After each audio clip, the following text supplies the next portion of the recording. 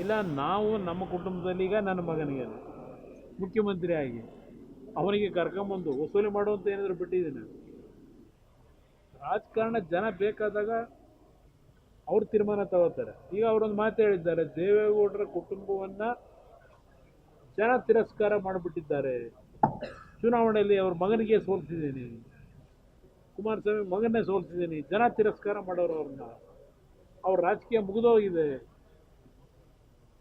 ಇದನ್ನ ಹೇಳಿದ್ದಾರೆ. ಈಗ ಇವರು ಎಷ್ಟು ಚುನಾವಣೆಗಳನ್ನು ಗೆಲ್ಲಿಕ್ಕೆ ಸಾಧ್ಯ ಆಗಿದೆ, ಎಷ್ಟು ಚುನಾವಣೆ ಸೋತಿದ್ದಾರೆ. 1999 ನಮ್ಮ ಪಕ್ಷದ ಅಧ್ಯಕ್ಷರಲ್ವೇ ಅವರು ಹೇಳಿದ್ದಾರೆ, ನಾನು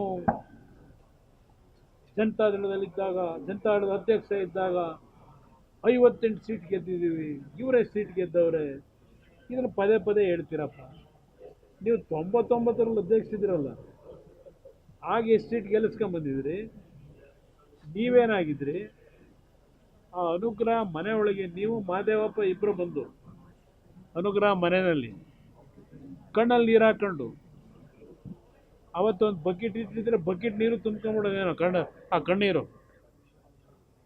ದೇವೇಗೌಡರು ಧೈರ್ಯ ಹೇಳಿ ನಿನ್ನ ಮನೆಯಲ್ಲಿ ಇಬ್ಬರು ಅಡುಗೆಯವ್ರನ್ನ ಇಡಬೇಕು, ಯಾರೇ ಜನ ಬರಲಿ ಬೆಳಗ್ಗೆ ಸಾಯಂಕಾಲ ಅವ್ರನ್ನ ಎಲ್ಲ ರೀತಿಯಲ್ಲಿ ಪ್ರೀತಿಯಿಂದ ನೋಡ್ಕೊಂಡು ಪಕ್ಷ ಕಟ್ತಕ್ಕಂಥ ಧೈರ್ಯವಾಗಿ ನೀನು ಮಾಡಬೇಕು ಅಂತ ಹೇಳಿ ಉಪದೇಶ ಮಾಡಿದ್ರಲ್ಲಪ್ಪ. ನಾವು ಅಲ್ಲೇ ಇದ್ದೋ, ಅವತ್ತು ನಿಂತ್ಕೊಂಡಿದ್ದು ಕೈಕಟ್ಟೆ ಹಾಕೊಂಡು ದೇವೇಗೌಡರು ಹೇಳ್ತಾ ಇದ್ರು. 1999 ಚುನಾವಣೆ ನಂತರ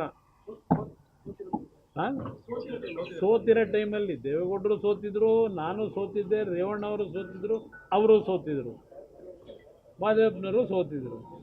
ಆಗ ಹತ್ಕೊಂಡು ಅಯ್ಯೋ ನನಗಿನ್ನ ರಾಜಕೀಯ ಬೇಡ ಅಂತ ಹೇಳಿ ಬಿಟ್ಬಿಡ್ತೀನಿ ಅಂತಿದಾರಲ್ಲ.